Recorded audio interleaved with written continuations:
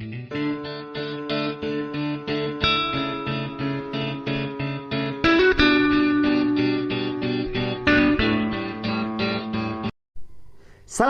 warahmatullahi wabarakatuh. Halo, berjumpa lagi dengan Pak Trisno.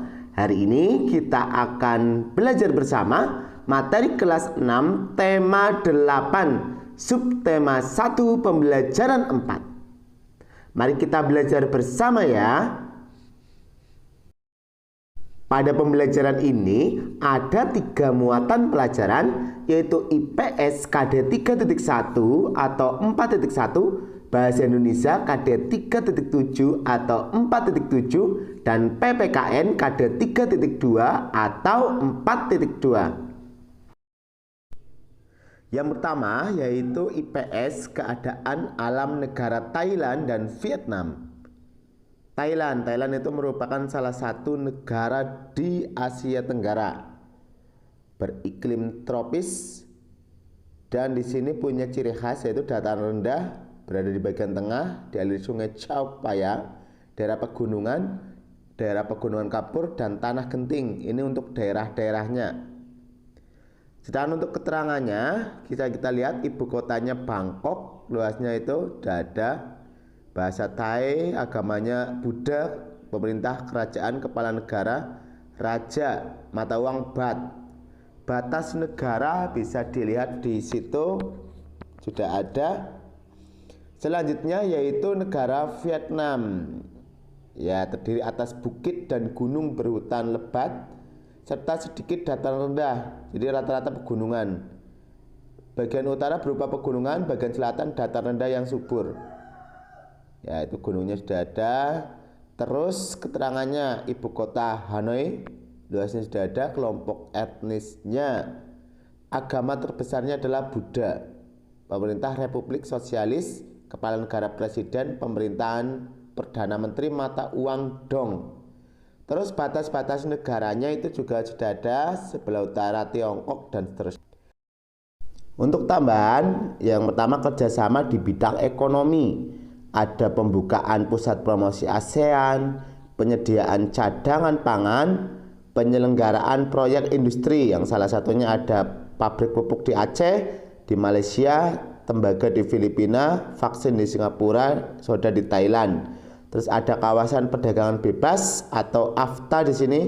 Terus kooperasi ASEAN merupakan bentuk kerjasama ASEAN di bidang ekonomi. Di bidang politik ada beberapa. Yang pertama Defense Ministry Meeting, pengiriman duta dan konsul, perjanjian ekstradisi ASEAN, perjanjian kawasan bebas nuklir, dan perjanjian kawasan damai, bebas dan netral. Selanjutnya yaitu bahasa Indonesia, memperkirakan isi teks berdasarkan judul. Jadi dari membaca judul saja kita sudah tahu perkiraan isi teks.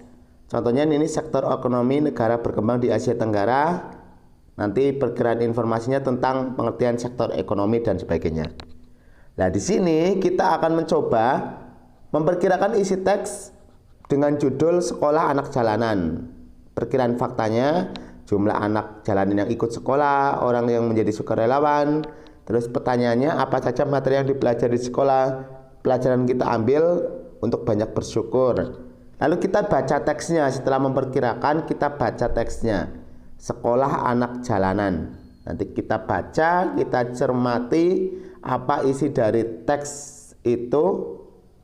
Kita baca ya dengan cermat. Ya, ini untuk yang bagian kedua. Kita juga akan baca.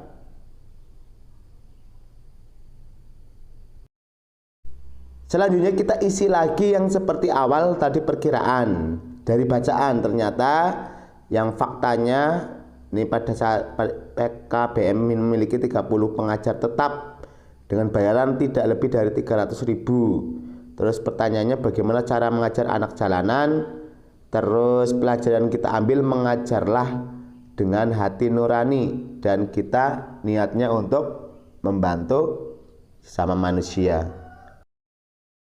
Selanjutnya yaitu PPKN, kewajiban sebagai seorang pelajar. Kita tahu bahwa kewajiban adalah sesuatu yang harus kita laksanakan. sebagai seorang pelajar, kewajiban utamanya sebetulnya adalah belajar. Kalau kita berkaca dari teks tadi, bahwa sebetulnya kita sangat bersyukur sekali sebagai seorang pelajar kita bisa belajar dengan nyaman. Beda dengan anak-anak jalan tadi. Nah, kewajibanku sebagai seorang pelajar kita sajikan dalam grafik. Yang pertama, menanti tata tertib sekolah, belajar dengan giat, mengharumkan sekolah dan berprestasi, menghormati bapak atau ibu guru, menjaga kebersihan sekolah. Kewajiban-kewajiban yang tadi sudah ditulis itu hanya contoh, nanti kalian bisa menuliskan sendiri karena itu merupakan sebuah janji yang kalian akan ucapkan. Lalu jawab pertanyaan berikut ini. Demikian penjelasan pada hari ini. Jangan lupa tetap semangat belajar. Yang belum subscribe, klik tombol subscribe-nya, like dan share ke teman-teman untuk berbagi manfaat kepada orang lain. Wassalamualaikum warahmatullahi wabarakatuh.